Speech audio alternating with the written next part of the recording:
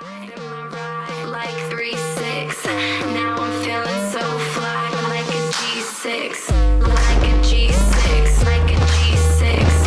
Now I'm feeling so fly, like a G6. Y'all ready?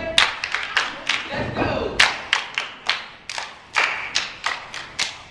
You're no doubt aware by now that the theme of this year's conference is Powering Progress. We're at the 2010 International PRSA Conference. This is the opening keynote presentation. This is Jim Vandehei. He's doing a little Q&A. He's telling us a little bit about the future of what digital media will look like. It's not rocket science, it's empirical. You go back and look from the elections.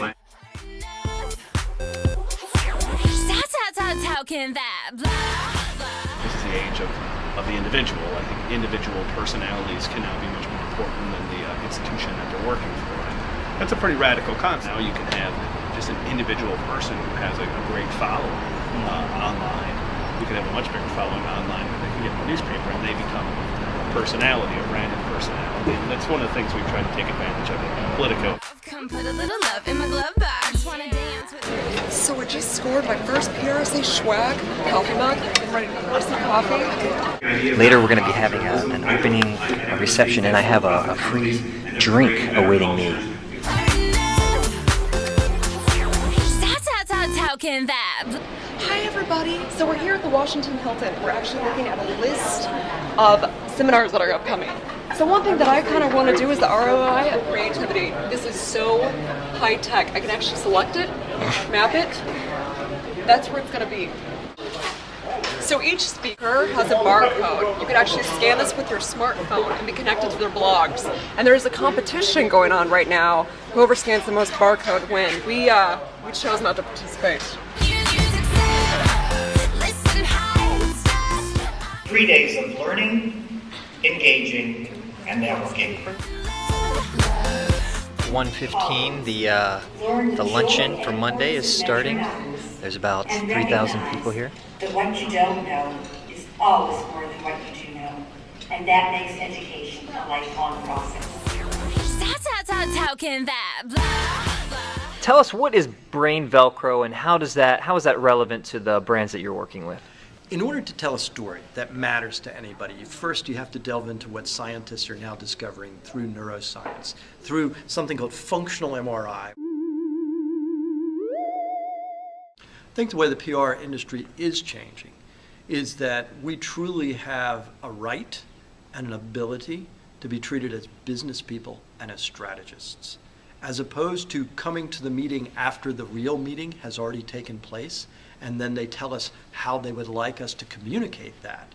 I think now's the time where the respect for the depth of our knowledge, our understanding, not just of communications, but of business, of crisis, of sales, in fact, and even of neuroscience now, that now's the time. If we don't grab it, it's crazy. The way to grab that is through not just our knowledge of things like social media, not just our knowledge of communications, but our deep understanding of the business itself. How can that? Within every cause, there's a dedicated community, and they're very likely engaging with each other online. And I think that there's a great opportunity for companies to go out there and be part of that conversation that they're having online and contribute to.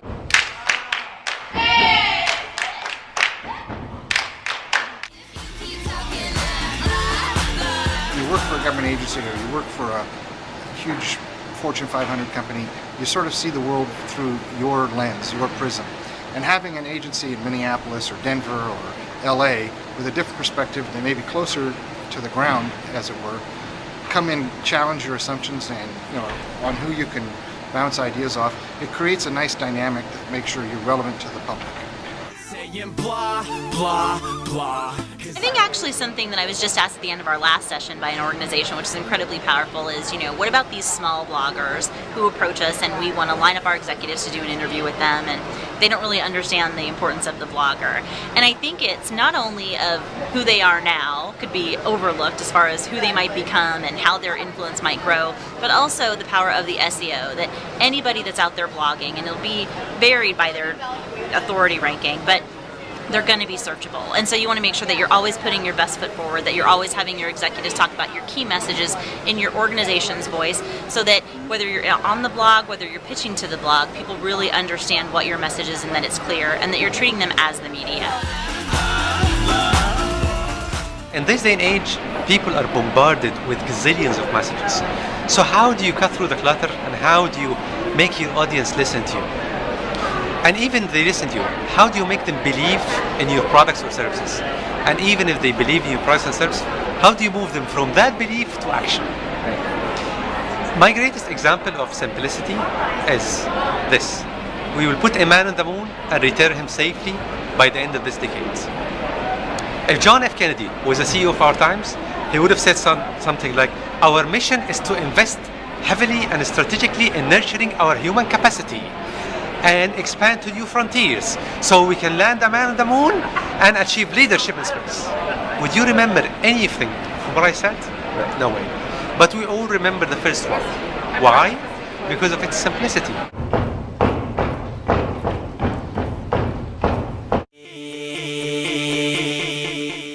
We are here with Carissa from the Crisis Communication Center in Tampa, who is a hula hoop aficionado. Alright, so one foot in front of the other. And just... Woo! Look at that! Alright. She's a natural.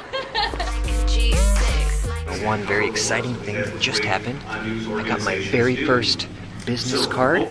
What is the best golden nugget of information you've got this entire time? Gosh, this isn't a good golden nugget, but for some reason it's stuck in my head. We're not supposed to call it social media anymore, I'm told, because it has a not unprofessional, it doesn't have a strategic connotation to it. I think one of the highlights for me was Christopher Graves, CEO of Ogilvy and Mather. His philosophy of storytelling and how, with all this technology around us, people are forgetting that at the end of the day, it's still the story that sells an idea. Brian, please give him more time. Brian, please give him more time. Brian, please give him more time. Oh, God, I don't know where to stand on this. This is like the healthcare debate. I knew Paula was going to be here. PRSSA. Everybody, this was our one-day intern. We're videotaping right now. You don't mind. Oh. This is our one-day intern at Linhart PR, the famous Ashley. Everybody, we're walking down to another PR conference just down the street from our hotel.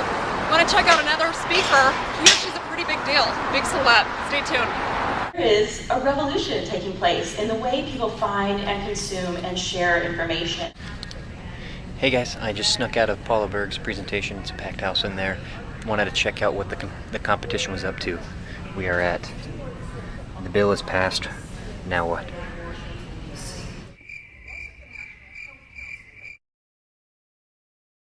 And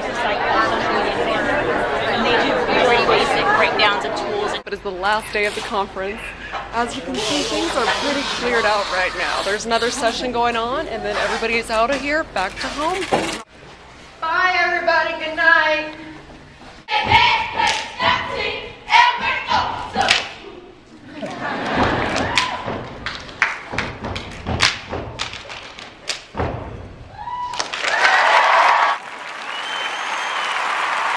She's a pretty big deal. Big celeb. Stay tuned.